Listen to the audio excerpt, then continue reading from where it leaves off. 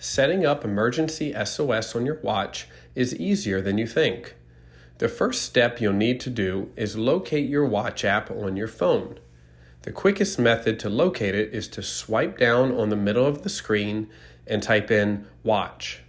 It will appear as a top hit in the top left corner of your screen. Click it and then scroll down to Emergency SOS. From here, you can choose the ability to hold down the side button of your watch to enable calling 911. You can set your fall detection to detect a fall and call 911 as well. And lastly, you can set your emergency contact to be notified when emergency services have been called by the watch. This is an important aspect of the watch to set up immediately after unboxing or right after viewing this video if your watch is not new.